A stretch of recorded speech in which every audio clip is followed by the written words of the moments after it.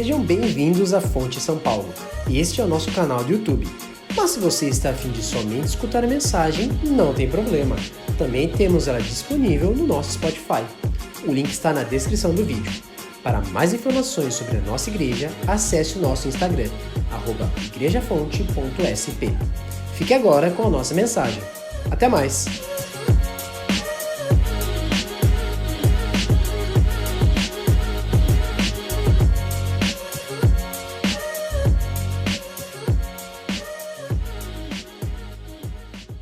Bom dia, bom saber que vocês estão aí também. Sejam todos muito bem-vindos, é um privilégio para nós receber todos vocês aqui. É bom ver tanta gente reunida aqui com a gente, nesse espaço diferente, menor.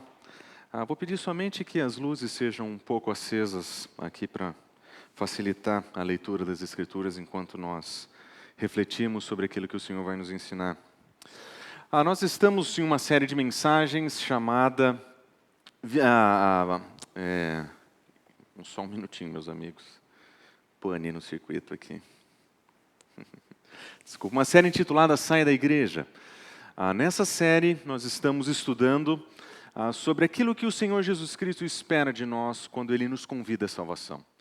Uma vez que nós somos chamados para estarmos com Deus em Cristo Jesus, uma vez que nós recebemos a salvação de Cristo Jesus, o que é que nós somos convidados a fazer nesse mundo? Por que é que nós não somos levados imediatamente para a eternidade quando nós conhecemos a Cristo Jesus?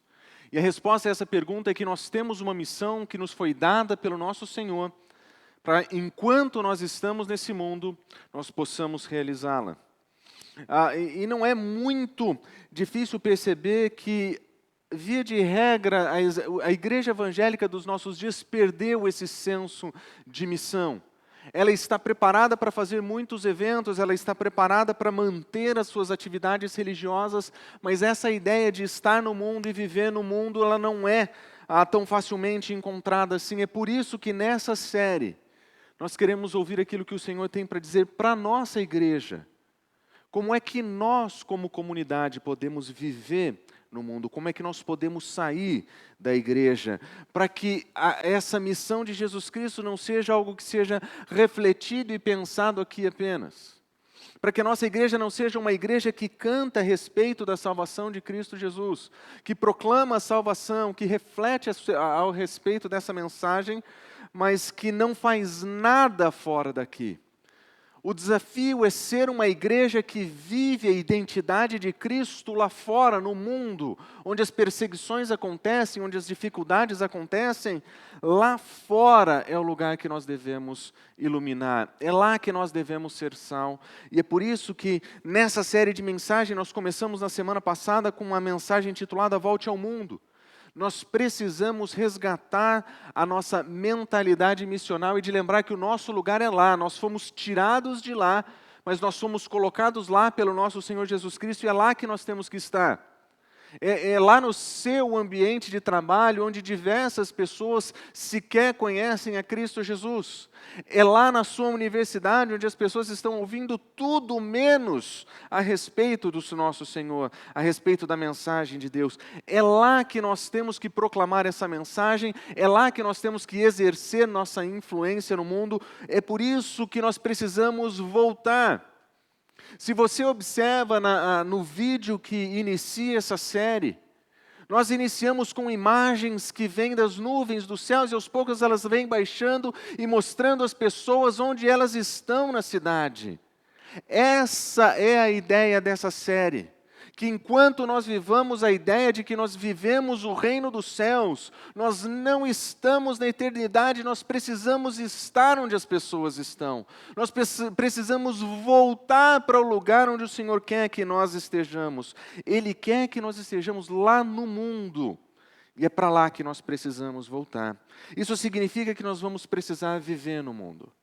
Significa que nós vamos precisar sair dessa bolha que às vezes nós criamos para nós mesmos. Esse mundo ideal de coisas perfeitas que nós queremos viver, mas que não tem contato com a realidade. Nós não podemos perder de vista o fato de que o nosso Senhor Jesus Cristo quer que como indivíduos e como comunidade, nós vivamos no mundo.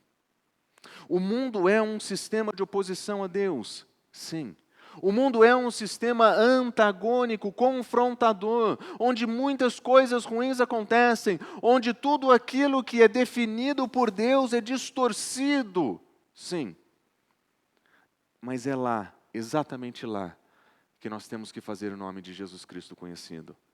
Porque era lá onde nós estávamos.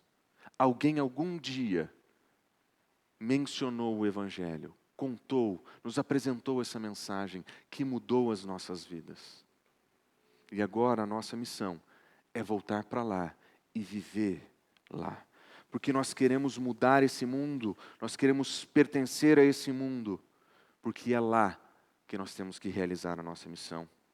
Nós observamos na semana passada que nós somos chamados do mundo, que o Senhor Jesus Cristo um dia nos chamou do mundo. Nós estávamos no império das trevas, mas nós fomos transportados por Cristo Jesus para o reino da sua maravilhosa luz. Nós somos transformados, a nossa vida foi mudada, completamente mudada. Mas da mesma forma que Jesus Cristo esteve ali no mundo, nós devemos estar lá também. Nós somos chamados do mundo, colocados no mundo e agora nós somos comissionados para o mundo. Como Jesus Cristo foi enviado ao mundo, nós somos enviados ao mundo. Nós não somos enviados ao mundo para vivermos como o mundo vive. Nós não fomos convidados para estar lá e sermos como eles são.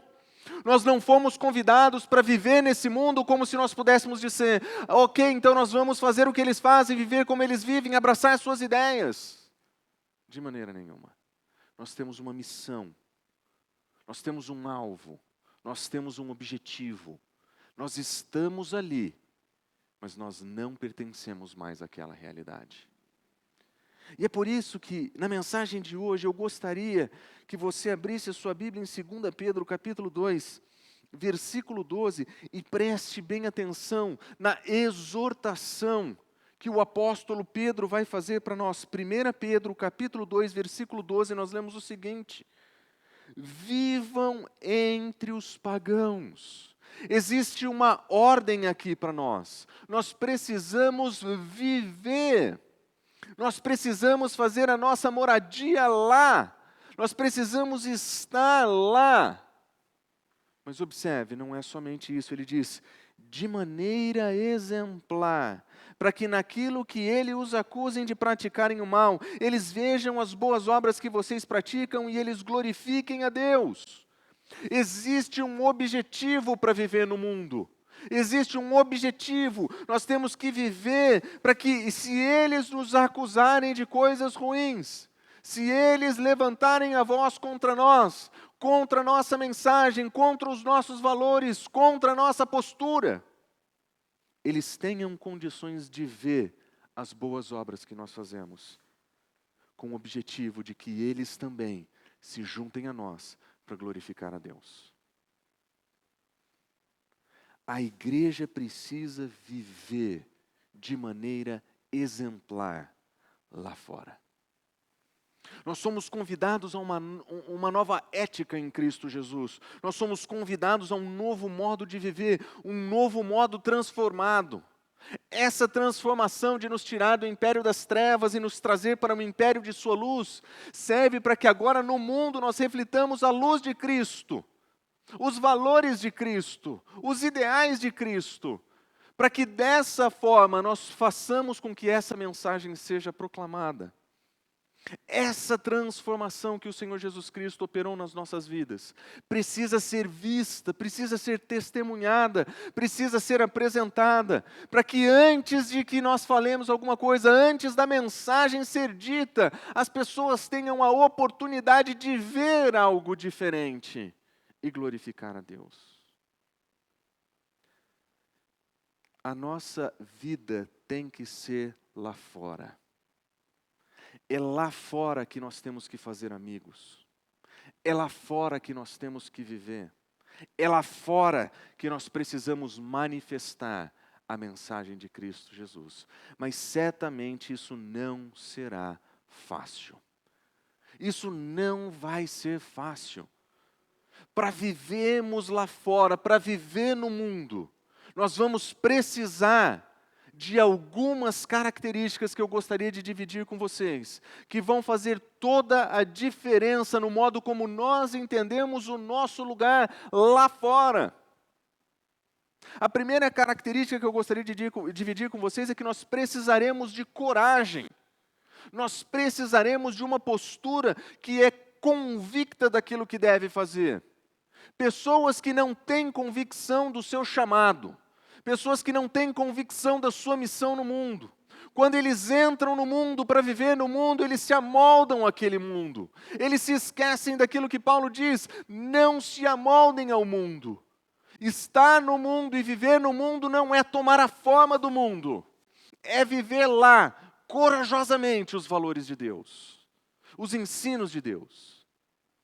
Nós vamos precisar de coragem para fazer isso. Nós somos desafiados em dilemas éticos a todo momento. Você certamente já passou pela experiência de precisar emitir uma nota e alguém perguntar qual é o valor que você quer. Você já foi convidado a mentir em detrimento de alguém ou de alguma coisa em benefício de um negócio. Você já foi convidado a faltar, a não estar, a mentir, a ocultar, pelo benefício de alguém acima de você. Alguém que manda no seu trabalho, alguém que tem função. Ou você está diante de uma negociação, e aquele negócio só vai ser firmado e fechado se você puder omitir algumas informações. Se você puder, de alguma forma, omitir o pagamento de impostos, fazer algo menos formal, seja como for. Nós estamos o tempo inteiro sendo convidados a viver valores que não nos pertencem, a vivermos uma ética que não nos pertence. Se você está na universidade, você já foi convidado a abraçar ideologias que são em franca oposição àquilo que as Escrituras ensinam.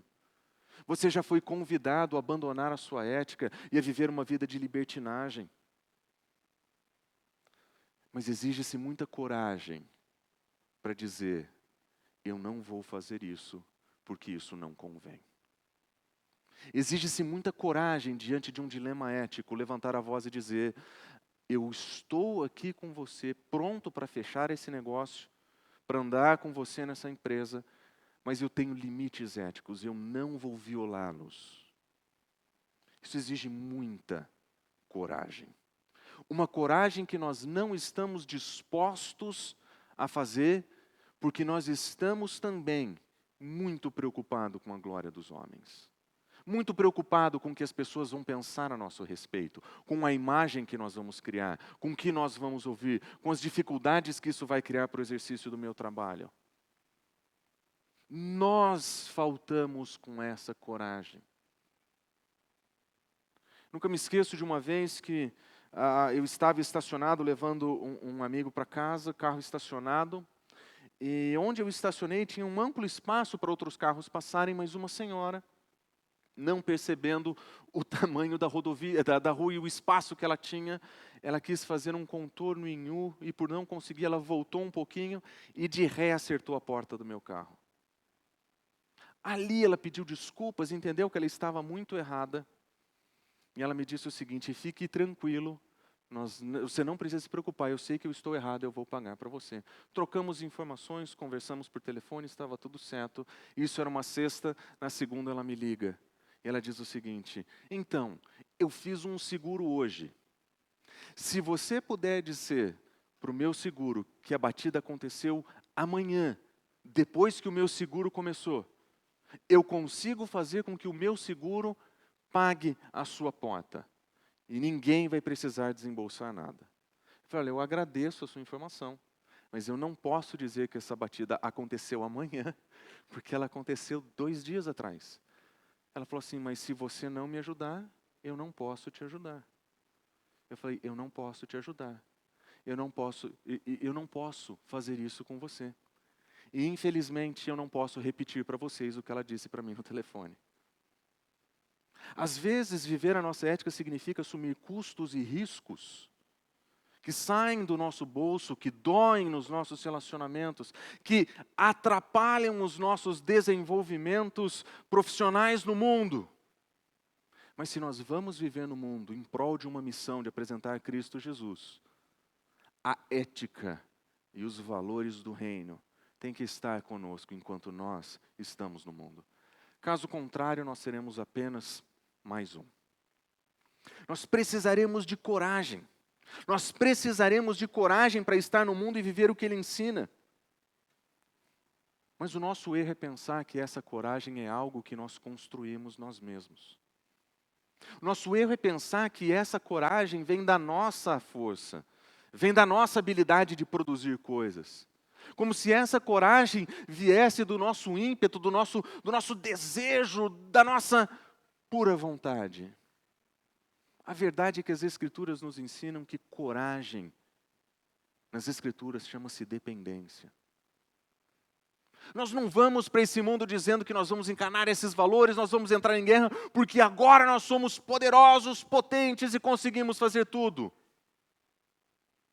Nós sabemos que essa é uma tarefa muito maior do que nós, e que sem ajuda divina é impossível isso acontecer. E o que é muito legal é que quando as Escrituras contam a história da expansão do reino, nos seus momentos iniciais, eles mostram os apóstolos pregando a mensagem e sofrendo oposição. Por 2 vezes, 3 vezes Pedro se levanta, ele prega, e todas as vezes que ele prega, existem 2 tipos de reação. Existe conversão, mas existe oposição. E a oposição ganha força, até o momento em que eles são presos. E na prisão, eles são chamados diante da liderança. E naquele contexto, observa o que Atos capítulo 4, versículo 8 diz. Pedro, cheio do Espírito Santo, disse, autoridades e anciãos do povo, versículo 9, visto que hoje somos chamados para prestar contas de um ato de bondade em favor de um aleijado, sendo ele curado, a serem interrogados acerca de como ele foi curado. Tomem conhecimento disso, os senhores e todo o povo, por nome de Jesus Cristo, o Nazareno, a quem os senhores crucificaram, mas que Deus ressuscitou dentre os mortos, este homem está aí curado diante dos senhores. Diante de oposição, diante da prisão, diante da possibilidade de morte, Pedro corajosamente se levanta, diz o que tem que dizer, anuncia sua mensagem. Mas o texto diz, ele fez isso porque ele estava cheio do Espírito Santo. Pessoas cheias do Espírito Santo são pessoas que não temem oposição. São pessoas que corajosamente falam sobre Cristo Jesus. Se você ler o livro de Atos, você vai perceber que todas as vezes que as pessoas ficam cheias do Espírito Santo, existe uma proclamação do Evangelho ali. O Espírito Santo, ele capacita os cristãos a viverem corajosamente lá fora. Quem era Pedro? Pedro era o medroso negador de Jesus. Pedro era o cara que diante da perseguição com Jesus Cristo à sua frente, ele disse, eu não conheço esse homem, ele pragueja, eu não conheço esse homem. Como é que esse homem, de repente, se torna alguém que se levanta diante dos seus algozes e diz, esse aí, isso que vocês viram é resultado do poder de Jesus Cristo, aquele que os senhores mataram. Pedro, cheio do Espírito Santo, é um homem de coragem. Sozinho, ele nega Jesus. Sozinho, ele abandona o mestre. Essa coragem não vem de nós. Nós vemos muitas pessoas falando sobre viver cheios do Espírito Santo, buscarem estar extasiados com o poder do Espírito aos domingos. Mas nós vemos que pessoas cheias do Espírito Santo são corajosas na sua proclamação lá fora. Porque quando nós vivemos no mundo, nós reconhecemos a nossa missão, o poder de Deus vai ser manifesto através de nós. essa coragem necessária vai ser dada por Deus. Mas observe o que acontece nessa história. Pedro anuncia o Evangelho. As autoridades judaicas não gostam de ouvir o que ouviram, não tendo como se manifestar contra a cura de alguém. Eles dizem o seguinte: parem de falar, não anunciem mais. Eles dizem: nós vamos obedecer o nosso Senhor, nós vamos continuar. Eles se reúnem com a igreja, contam a história e no versículo 29, eles oram. Olha a oração que aquela igreja fez. Agora, Senhor, considera as ameaças deles, dos nossos opositores, e capacita os teus servos para anunciarem a tua palavra corajosamente. Senhor, agora que a oposição está ficando feia, não nos esconda. Não é essa a oração. Senhor, agora que a perseguição está ruim, proteja a nossa casa, nos tire daqui. Não, a oração daquela igreja é: capacita para que essa proclamação corajosa continue. Para que essa proclamação corajosa continue. Diante da oposição, a nossa decisão não é fugir do mundo, mas é voltar os nossos olhos para o Senhor e dizer: nos capacita, Senhor, porque é agora que esse testemunho corajoso precisa ser feito. E olha como a história termina. Depois de orarem, tremeu o lugar onde eles estavam reunidos. E observe, todos ficaram cheios do Espírito Santo. E o que é que eles fizeram? Eles anunciaram corajosamente a palavra de Deus. Eles anunciaram corajosamente, cheios do Espírito Santo, eles proclamam. Cheios do Espírito Santo, eles são capacitados para enfrentar a oposição. Cheios do Espírito, eles cumprem a missão. É assim que nós temos que viver no mundo. É essa a coragem que nós temos que ter. Não a coragem de alguém irresponsável que acredita que pelas próprias forças pode mudar o mundo. Mas de alguém cheio do Espírito que diz: Senhor, usa a minha vida através de mim, para que eu tenha coragem de proclamar essa mensagem. Enche a minha vida, Senhor, para que eu transborde a respeito dela nesse mundo. A coragem nas Escrituras tem muito mais a ver com dependência, tem muito mais a ver com intimidade com o Senhor, tem muito mais a ver com estar cheio do Espírito Santo. Por isso eu diria que se nós quisermos levar uma vida de coragem lá fora, nós vamos precisar orar como essa igreja orou. Nós vamos precisar aprender a orar como essa igreja ora. Nós precisamos iniciar onde essa batalha começa, com o nosso coração voltado para o Senhor, com a nossa orientação e o nosso foco no lugar certo. Nós não queremos viver no mundo para nenhuma outra coisa, senão sermos representantes dele no mundo. Nós vamos voltar a Deus em oração. E nós vamos ouvir a direção do Espírito. Comece a orar, pedindo: Senhor, me mostre para quem eu devo falar. Comece a orar: Senhor, em volta de mim existem inúmeras pessoas que ainda não te conhecem. Me mostra com quem eu posso falar. E aproveite as oportunidades que Ele te der. Porque se nós mantivermos esse tipo de oração, de vida de oração, esse tipo de sintonia com o nosso Senhor, Ele vai mostrar quem nós podemos, para quem nós podemos proclamar. No ano passado, quando nós celebrávamos o nosso aniversário, o testemunho da Gabriela Velho foi muito impactante para mim. Ela contou algumas experiências em que ela teve a oportunidade de dividir o Evangelho com outras pessoas. E de como aquilo foi difícil, como o processo foi difícil, e de como o resultado não foi do modo como ela conseguia. Mas em lágrimas ela dizia: mas eu fiz aquilo que o Senhor me chamou para fazer. Aquilo foi muito forte para mim. Desde que nós mudamos para a cidade de São Paulo, Gabriela e eu, nós temos orado por uma oportunidade de evangelizar, de levar o evangelho para pessoas que estão no nosso prédio. E nós não tivemos muitas aberturas, nós tivemos oportunidade de aproximação, mas não muitas aberturas. Naquele dia eu falei, Senhor, quer saber? Hoje eu vou voltar para casa e eu vou para a piscina. Eu quero falar do teu amor para alguém ali. Vai na minha frente. Me reuni com alguns homens que já estavam ali. O estado deles não era dos melhores. Era um dia de sol. Num dia de sol à beira da piscina, as pessoas estavam desfrutando como um clube. Mas eu falei, Senhor, eu estou aqui. Eu quero falar do Senhor para alguém. E eu comecei a conversar com alguns dos homens ali, mas um em particular, muito reativo, fechado. E eu percebia que todas as vezes que alguém dizia alguma coisa do tipo, porque eles me chamam de pastor, pergunta para o pastor, fala com o pastor, alguém fala, e eu percebia uma certa reação da parte dele.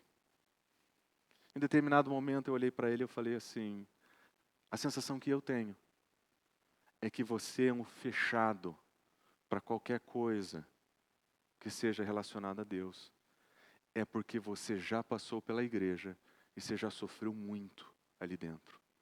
Ele começou a chorar. Ele me contou a história de como ele perdeu o irmão e foi trágico, de como o problema com o pai foi terrível, de como a história de vida dele é marcada por uma série de amarguras, e de como que a igreja quase os coloca para fora, por causa de diferenças de opinião. E chorando ele fala assim, eu nunca mais quero colocar meu pé dentro de uma igreja. E ali, para aquele homem que não estava no seu melhor estado, eu disse o seguinte, eu sinto muito que os seguidores de Cristo Jesus que você conheceu não eram parecidos com Ele. Mas eu quero te dizer que apesar dos erros que eles cometeram com vocês, Deus ama você. Ele mandou o Filho dele para morrer no seu lugar, para pagar o preço do seu pecado, para que você tivesse vida plena, e não essa vida marcada por amargura, para que você tivesse liberdade. E ali, eu tive a chance de orar com ele. Na piscina, num dia quente, o sol, festa. Comece a orar, para que o Senhor Deus te dê coragem.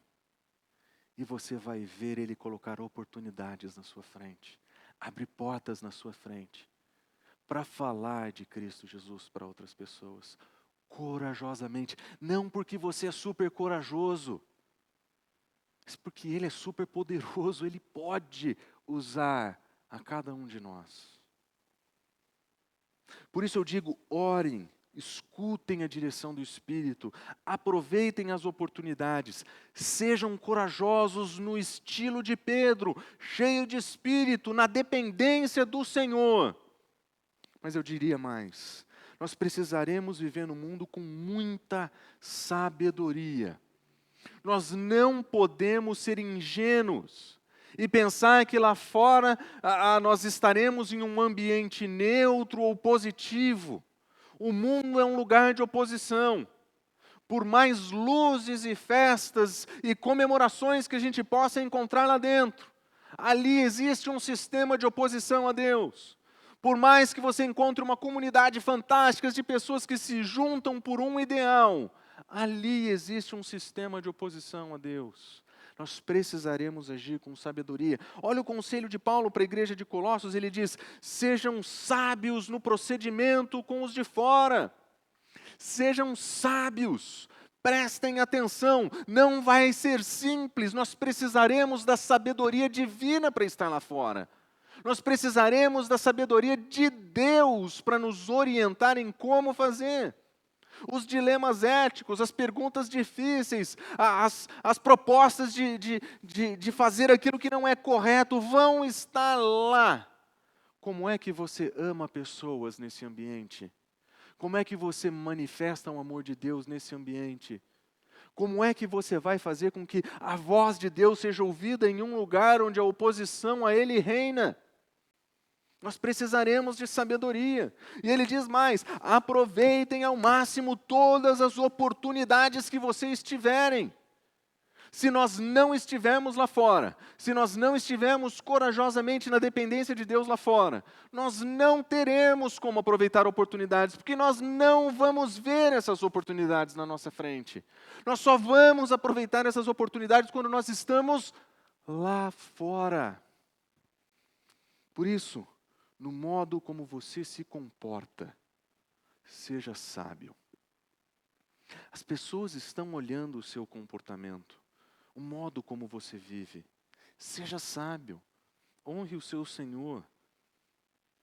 Em um dilema, faça o que é correto, escolha o difícil, a porta estreita, o caminho apertado, o modelo de Jesus Cristo de vida. Esse é um modo sábio de viver lá fora. E ele continua: o seu falar seja sempre agradável e temperado com sal.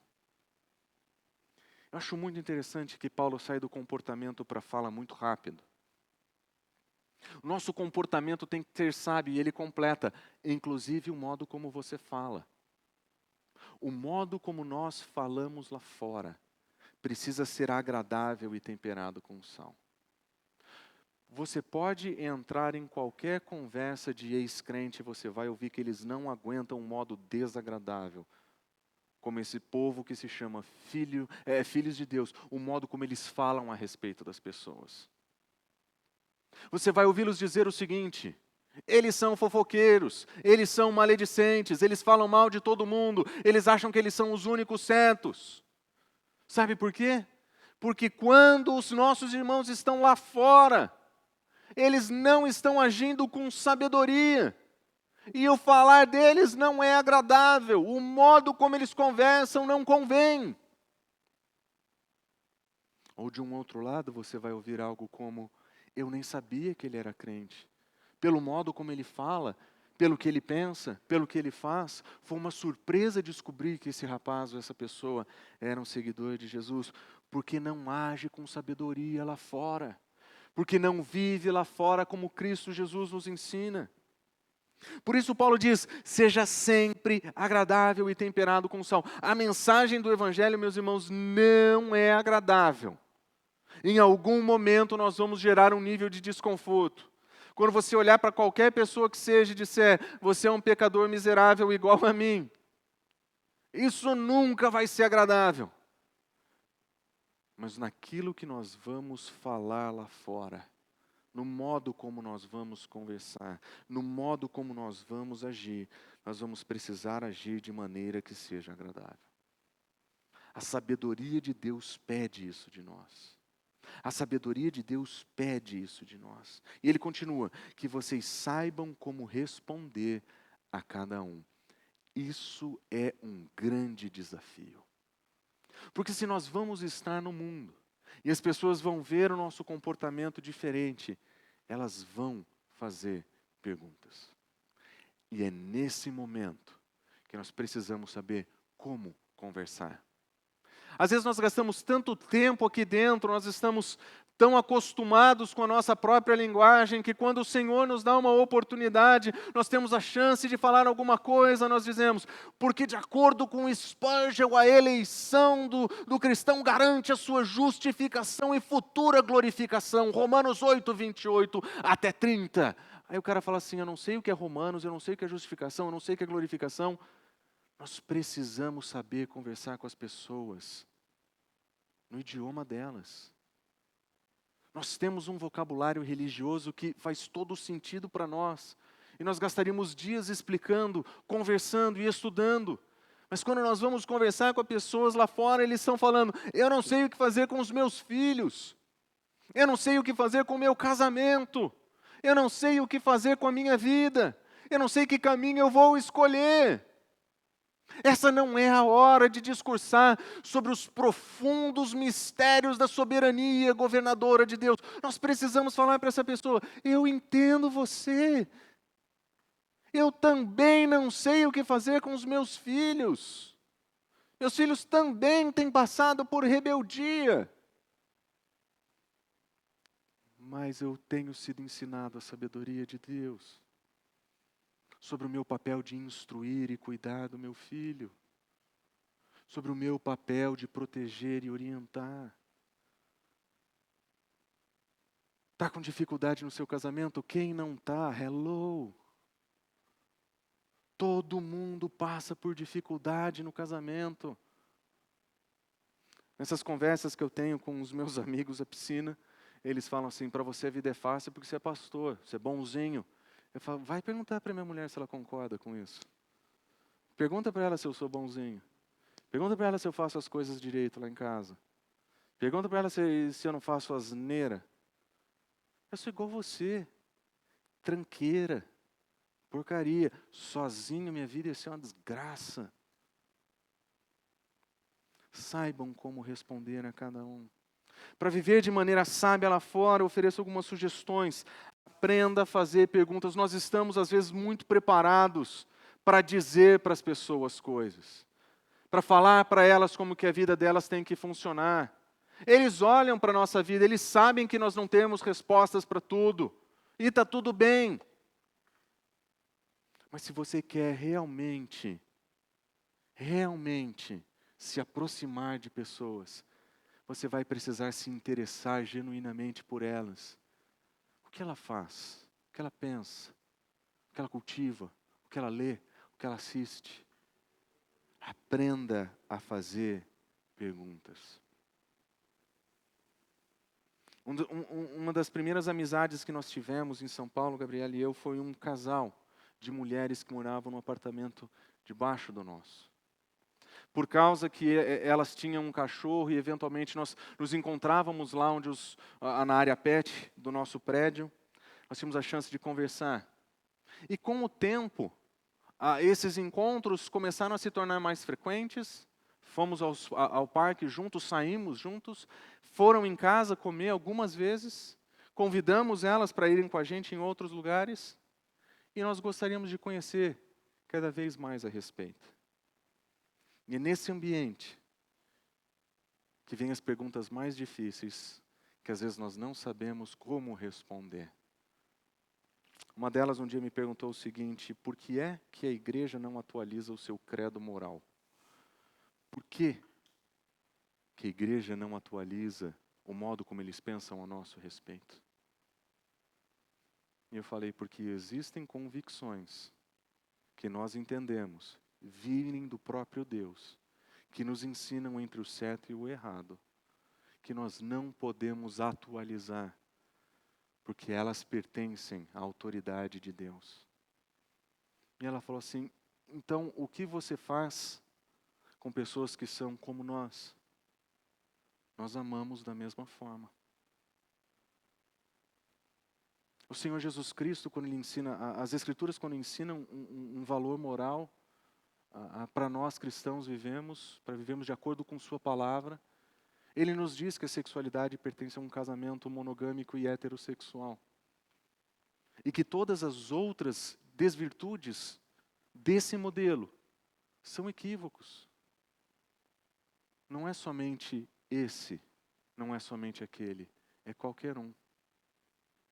E eu vou dizer mais para você, sozinho eu seria um canalha. Sozinho eu seria um tranqueira.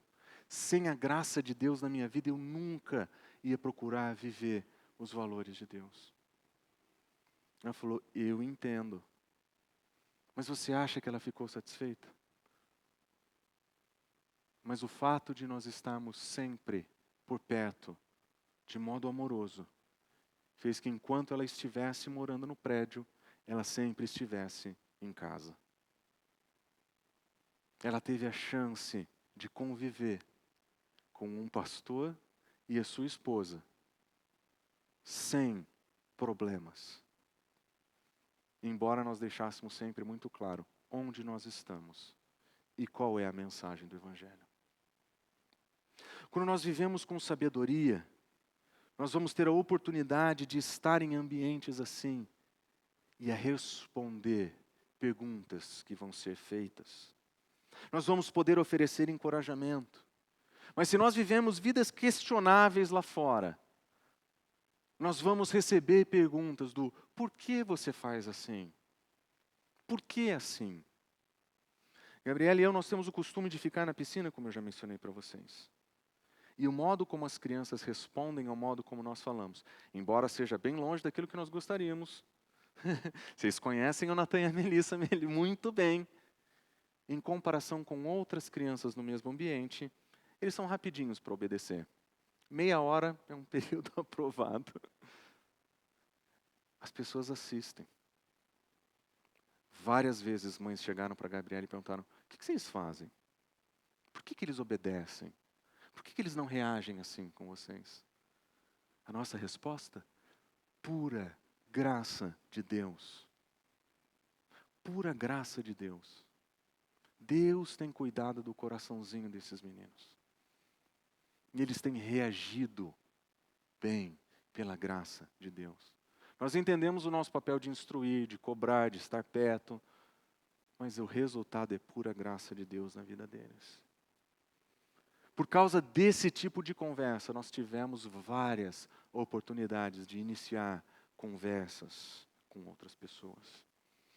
Mas além de coragem, que nas Escrituras nós chamamos de dependência e sabedoria, nós vamos precisar também de perspicácia, nós precisamos tomar cuidado com a vida lá fora.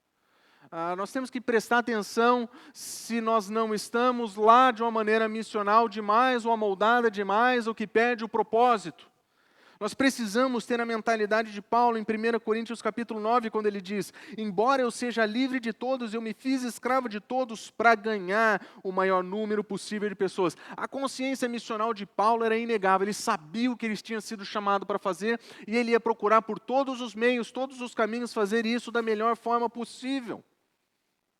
Mas observe o que ele faz no seu comportamento. Ele diz o seguinte, tornei-me judeus com os judeus a fim de ganhar os judeus. Para os que estão debaixo da lei, tornei-me como se estivesse sujeito à lei, embora eu não estivesse debaixo da lei, para ganhar aqueles que não estão debaixo da lei. Para os sem lei, versículo 21, eu tornei-me como sem lei, embora não esteja livre da lei de Deus, mas sobre a lei de Cristo, a fim de ganhar os que não têm lei. Ele diz ainda mais, eu tornei-me fraco com os fracos, a fim de ganhar os fracos. E ele termina dizendo, eu me tornei tudo para com todos, para de alguma forma salvar alguns. Olha a linguagem dele aqui. Ele sabe que não é salvador. Ele sabe que a salvação não depende dele. Ele sabe que a salvação não é operada por ele, não é da sua força, não é da sua vontade. Mas ele diz o seguinte, eu vou me tornar tudo para com todos, para de alguma forma salvar.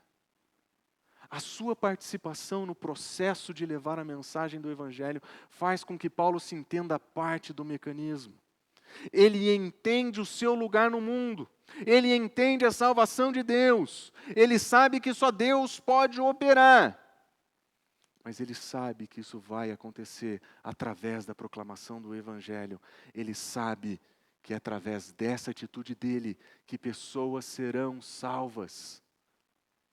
E ele diz, eu me torno tudo para com todos, para de alguma forma salvar alguns. Seus amigos gostam de futebol, vai jogar bola. Eles gostam de andar de kart, vai andar de kart. Eles gostam de andar de bicicleta, vai andar de bicicleta. Gostam de correr, vai correr. Use os hobbies que essas pessoas têm como oportunidade. Imagine se nós tivéssemos a perspicácia de nos tornar corredores para alcançar corredores. Se nós tivéssemos a perspicácia de dizer, nós vamos jogar futebol para alcançar aqueles que jogam futebol. E eu não estou falando daquele futebol de crente que sempre dá pau, eu estou falando de uma postura missionária, missional, de saber que eu estou aqui para uma missão. Todo mundo trabalha, todo mundo está cansado. O pessoal do seu trabalho vai sair para um happy hour, vai lá. Mas vai com Jesus. Vai por Jesus. Vai para lá mostrar a mensagem de Cristo e o amor dele. Tornei-me tudo para com todos, para de alguma forma salvar alguns. De forma nenhuma Paulo está dizendo, façam o que eles fazem. Paulo não está dizendo, abrace suas ideologias. Paulo não está dizendo, tenha um comportamento contrário à graça de Deus, oposto ao Evangelho. Paulo está dizendo, naquilo que não é ofensa a Deus, naquilo que não é ofensa ao Evangelho, vai, esteja no mundo, viva no mundo, para Jesus, para a glória dele. Eu diria, façam amigos. Façam amigos fora da igreja. Tenham pessoas em volta de você e sua família. Pessoas que você pode convidar para ir na sua casa. Pessoas que você pode ir na casa deles. Seja perspicaz. Cultive relacionamentos. Pratique hospitalidade. Uma das coisas mais legais de se praticar hospitalidade é que você convida as pessoas para estarem na sua casa. E ali na sua casa são as suas regras. O que você vai comer, o que você vai beber, o que a gente vai conversar. Pratique a hospitalidade. Esteja próximo das pessoas. Faça amigos. As crianças fizeram muitos amigos nesse período em São Paulo. 2 em particular, Pedro e Manu. Pedro, amigo do Natan, se dão super bem, brincam o tempo todo. Manu e Melissa, melhores amigas da vida. Parece que foram criadas juntas a vida toda. Pedro e Manu são primos, de 2 famílias que moram lá. Que nós convidamos para a nossa casa para comer pizza. Em função da amizade das crianças, que não se desgrudam, nós conhecemos os pais dessas crianças. E nós convidamos essas pessoas para a nossa casa, comer pizza com a gente. E ali nós conversamos, demos risadas, contamos histórias de crianças. De repente um deles pergunta, mas você é pastor, não é? Sim. Onde que é a sua igreja? Hyatt. Ah, que legal. 3 domingos atrás eles estavam com a gente aqui. Nas últimas semanas ele tem passado por dificuldades para conseguir conciliar sua rotina e trabalho. Me liga num sábado de manhã, me escreve, na verdade, contando algumas das suas dificuldades. E nós ficamos no telefone por 20 minutos, conversando. 20 minutos trocando experiências. 20 minutos onde nós tivemos onde eu tive a oportunidade de dividir com ele aquilo que Cristo espera de nós. Nos encontramos na casa deles, fomos convidados para comer churrasco na casa deles. Nós precisamos fazer amigos e praticar hospitalidade. Mas nós precisamos fazer isso de maneira estratégica. Nós não vamos para um mundo para viver como o mundo. Nós vamos para um mundo para sermos a luz de Deus no mundo. Para sermos portadores da mensagem, discípulos de Cristo, seguidores do Mestre. Nós vamos fazer o que Ele fez lá fora, sendo estratégico. Logo que eu comecei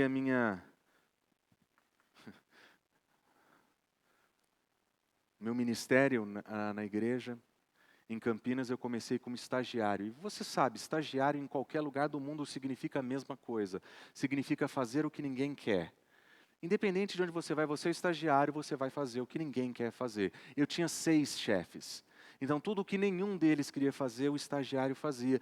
E isso incluiu ser convidado, e por convite aqui você entenda entre aspas, para ir para um grupo pequeno que a igreja tinha numa cidade vizinha. E melhor, eu teria que fazer isso substituindo um dos pastores. Agora imagina você, tendo um pastor à sua disposição para te ensinar, e de repente eles substituem com um frango chamado interno. Ele é um estagiário. Frangote. Como é que ficaria a moral desse grupo? Você fala assim, ai, e agora, né? Puxa vida, que coisa. E naquela época, para melhorar o desafio, eu tinha um Fusca, que na época o apelido era Ervilhão. Mas se fosse hoje, nós chamaríamos de 50 tons de verde, porque ele tinha todos os tons de verde. Eu pegava o Fusca e ia até a cidade de Americana, pedágio na ida, pedágio na volta, uma vez por semana, grupo pequeno, cidade de Americana. 3 casais. Um recém-convertido, um convertido há algum tempo e um convertido há vários anos. Esse casal convertido há muitos anos, um dia no meio do encontro diz o seguinte: nós estamos mudando de cidade, nós voltaremos para Campinas, então não contem mais com a nossa presença aqui.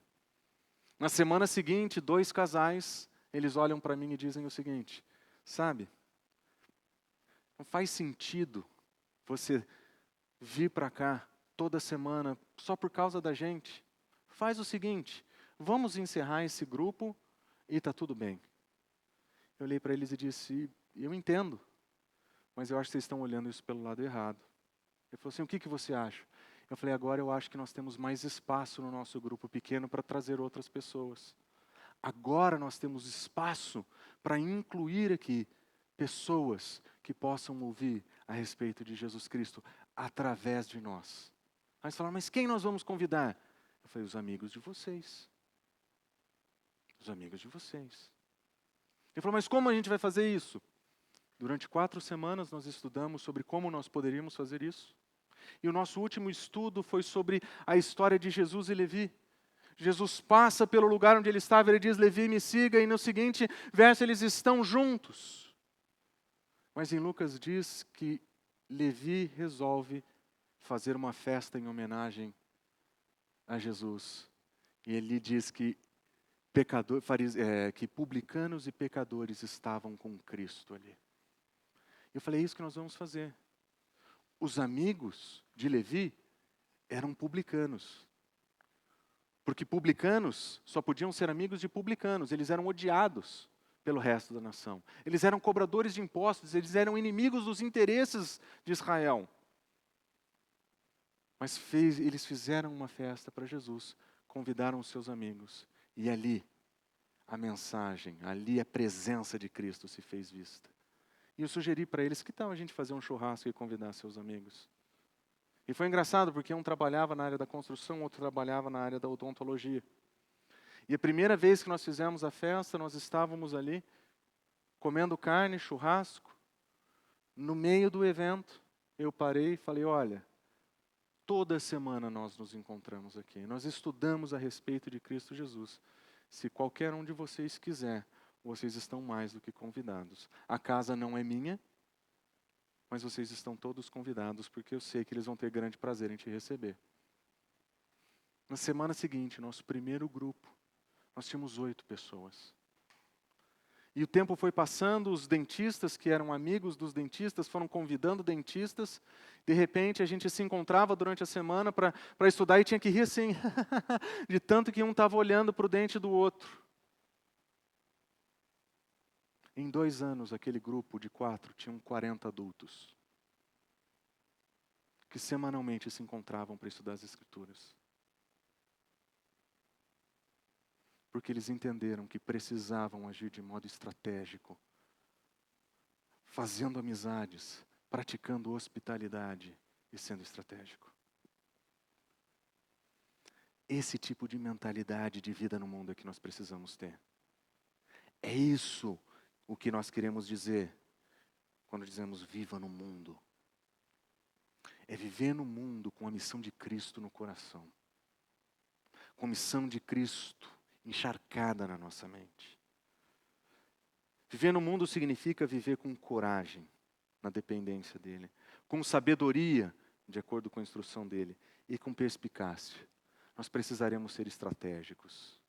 É isso que nós temos que fazer. Vamos orar?